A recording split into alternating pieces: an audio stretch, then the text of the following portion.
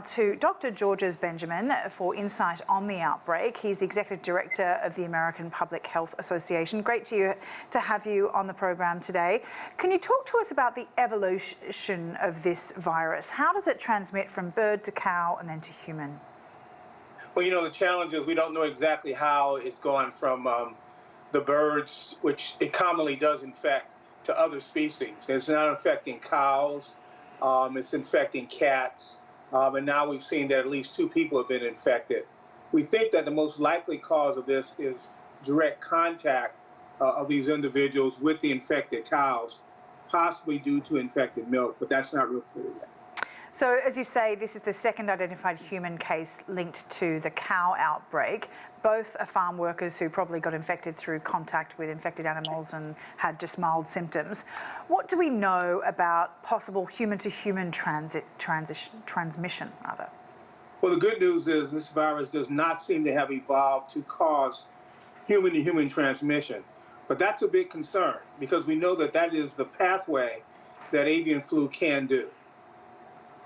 So part of the problem, from what I understand, is that testing on farms is a challenge, especially given there are economic and personal risks for farmers, but also farm workers per se. A big group of those include many migrants and uninsured individuals living in rural regions. Could this virus play on existing health disparities? And talk about some of the challenges in trying to really understand how big an outbreak this is. Well, that is exactly the problem. The problem is that you have a lot of workers who don't have basic health care coverage.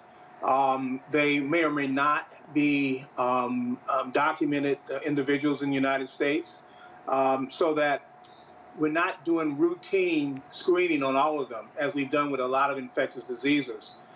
These are private farms, and the farmers often don't want to have people come in and just do broad screening on their farms, either for the people who are their workers or for their animals. And a lot of the concern, of course, is that if you find an infected cow, that cow cannot go into the food stream.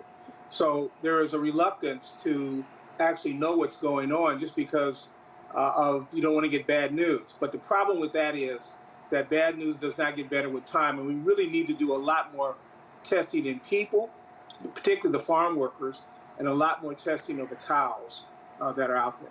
Given you're more in the public health sphere, can you talk a little bit about the public health system post the pandemic, how it's evolved, and when an outbreak like this with a new virus that is still very much evolving and there's little known about it in terms of how it transmits, what are some of the sort of, gaps in the public health system where perhaps the government isn't quite prepared for what could be a much larger outbreak than previously thought? Well, with the avian flu, we actually do know a lot more than we did with, say, for COVID. We know a lot more about the virus. We actually have a vaccine that's probably pretty effective. We also have antiviral agents that already exist that are pretty effective. The problem is that we just don't have the manpower to really do the kind of testing that we would like to do. And again, trying to get into these private businesses to do that testing can be a big challenge.